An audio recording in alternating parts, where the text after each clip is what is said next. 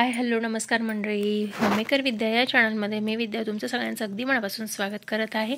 खूप दिवसानंतर व्हिडिओ येतोय, पण महत्त्वाचा व्हिडिओ असेल आणि मी शेअर करणार नाही असं कधीच होणार नाही। त्यामुळे व्हिडिओ शेवटपर्यंत नक्की बघा। व्हिडिओ आवडला तर लाईक शेअर सबस्क्राइब नक्की करा।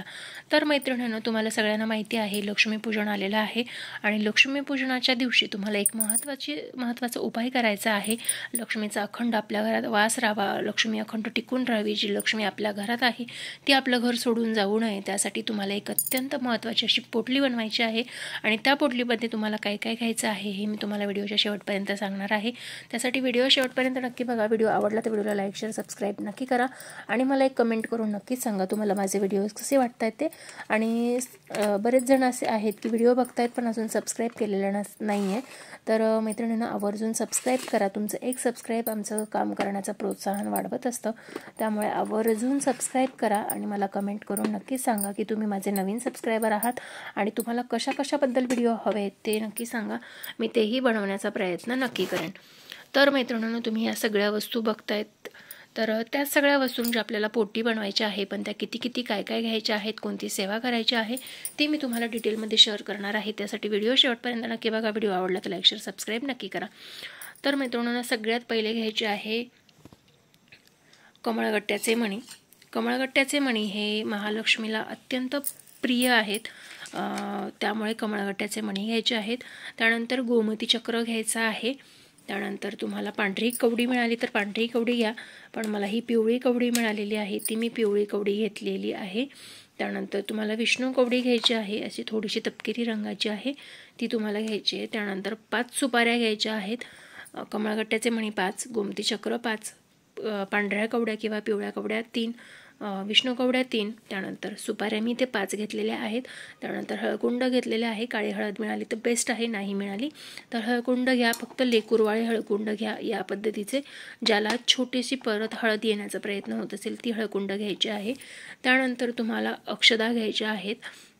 अक्षदा ह्या आपल्या हिंदू संस्कृतीमध्ये यांना खूप चांगली मान्यता आहे त्यासाठी। त्यानंतर खरं धन हे म्हणजे धने, तर ते घ्यायचे आहेत। त्यानंतर तुम्हाला दालचिनी घ्यायची आहे, दालचिनीचे सुद्धा 5 तुकडे घेतलेत मी। त्यानंतर तुम्हाला लवंग घ्यायच्या आहेत, ज्या तुटलेल्या फुटलेल्या नसाव्यात, शाबूत असतील अशा लवंगा तुम्हाला घ्यायच्या आहेत, त्याचं फूल तुटलेलं नसावं। त्यानंतर वेलची घ्यायची आहे, वेलचीसुद्धा ताजी हवी आहे, सुकलेली फुटलेली नको आहे। त्यानंतर तुम्हाला 5 गुंज घ्यायचे आहेत।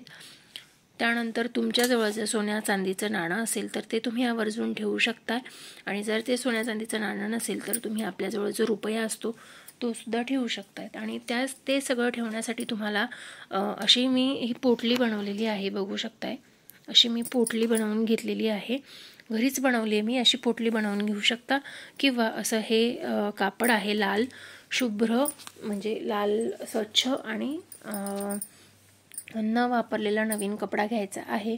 तर या सगळ्या वस्तू तुम्हाला घ्यायच्या आहेत। तर या सगळ्या वस्तू घेऊन फक्त ठेवायच्या नाही आहेत, तर त्यावरती आपल्याला काहीतरी सेवासुद्धा करावी लागेल। तर ती सेवा काय करायची आहे, तर मैत्रिणींनो, तुम्हाला 16 वेळा श्री सुक्तम म्हणायचं आहे, 16च वेळा म्हणायचं आहे। आपल्याला जर लक्ष्मी जास्त हवी आहे तर सेवाही तितकीच जास्त करावी लागेल, तर तुम्हाला 16 वेळा श्री सुक्तम म्हणायचं आहे, 1 वेळा नवार्णव मंत्र म्हणायचा आहे, 11 माळी तुम्हाला श्री स्वामी समर्थ मंत्राचा जाप करायचा आहे। त्यानंतर 16 वेळा तुम्हाला महालक्ष्मी अष्टकम म्हणायचं आहे।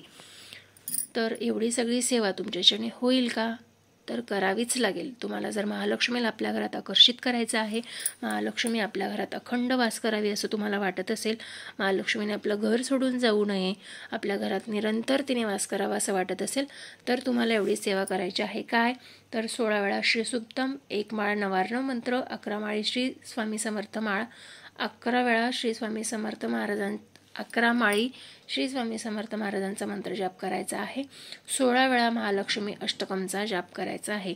तर एवढा जाप करून महालक्ष्मी पूजनाच्या दिवशीच ही सेवा तुम्हाला करायची आहे। लक्ष्मीपूजन तुमच्या घरात झाल्यानंतर ही सेवा तुम्ही करू शकताय। त्यानंतर हे सगळं जे आहे ते खराब होऊ नये म्हणून यामध्ये 1 कापराची वडी घाला आणि ती ठेवा, म्हणजे हे काही कोणतंही साहित्य खराब होणार नाही।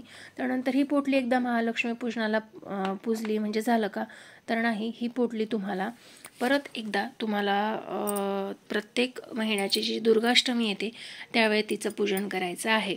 तर मैत्रिणींनो, अगदी साध्या सोप्या सिंपल पद्धतीने मी तुम्हाला सांगितलेलं आहे आणि झटपट सांगितलेलं आहे. तर या सगळ्या वस्तू आत्ताच खरेदी करून आणा आणि याची पोटली बनवा आणि ती आवर्जून तुमच्या घरात ठेवा. तुम्हालाही देव काहीच कधीच कमी पडू देणार नाही. चला तर मग मित्रांनो, भेटूया नवीन व्हिडिओमध्ये नवीन काहीतरी घेऊन. तोपर्यंत स्वस्त राहा, मस्त राहा, स्वतःची काळजी घ्या. Bye bye.